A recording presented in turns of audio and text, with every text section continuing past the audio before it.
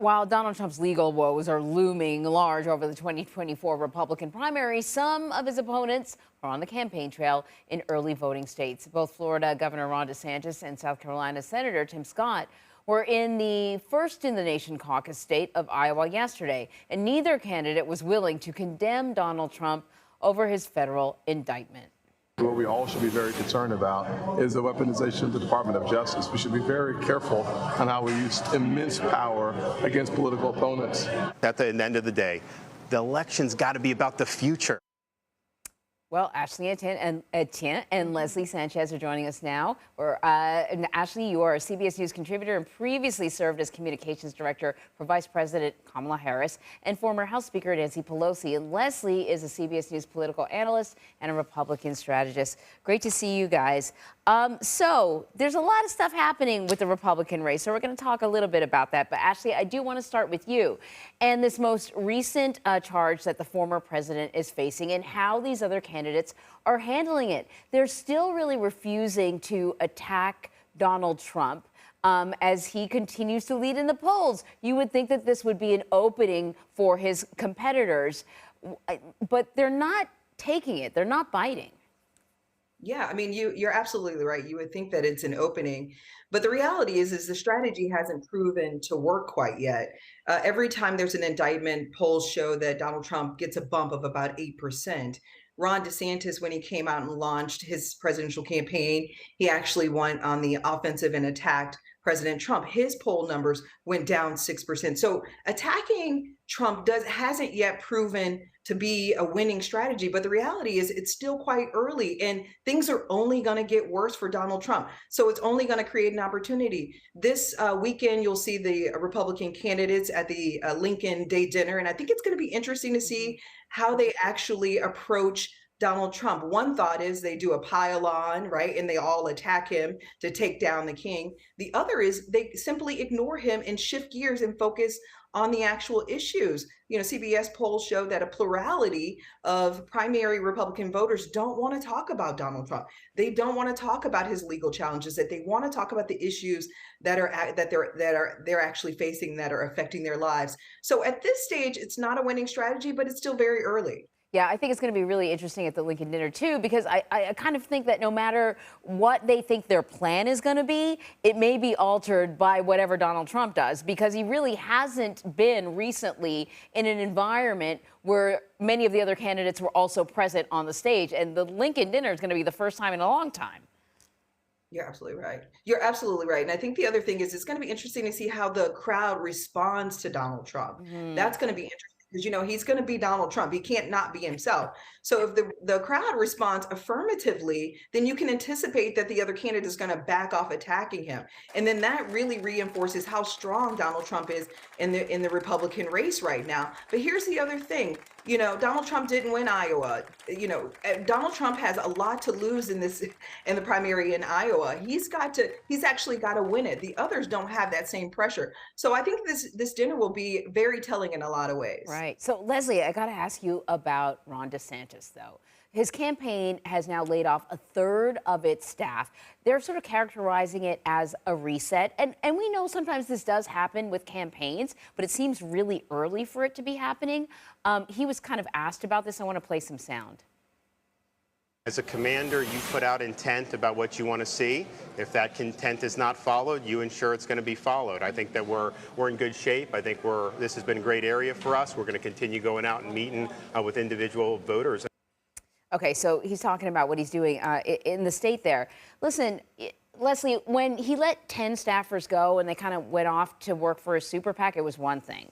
But then when we heard about 20-odd staffers, I mean, now it seems like this is more than just kind of a retooling, that there are some problems within the campaign. Or am I reading it wrong? You know, national campaigns are hard, Anne-Marie. So think of it this way. There's a recalibration of the campaign. And who would want to see that? Fundamentally, it's donors more than voters, right? They're looking for, like any shareholder, like a return on investment. What is he gaining in the polls? Is he able to draw larger crowds, get more grassroots support in terms of small donor donations? Those are the metrics that a lot of campaign and donors would look at this early stage of the campaign. If you're not meeting that, then they want to reset. Now it's called an insurgent campaign, somebody who's coming forward and trying to get that messaging right for a lot of the reasons that Ashley talked about. Donald Trump is still the front runner in the Republican primary. Many people continue to believe that he is treated unfairly, that there is a politicalization of the U.S. Department of Justice, and that is the reason that he is so unfairly targeted. Because that is there and looming so large, it is difficult under the pall of that for other Republican candidates to gain momentum, but they are, and they are raising money, especially from smaller donors. So, Leslie, when Ron DeSantis came out, we were hearing a lot of the same language he was using when he was just focused on Florida politics, right? All this stuff about Florida is where woke goes to die. And a lot of people were asking whether or not this anti-wokeness campaigning was really going to be the kind of messaging that was going to would have broad appeal.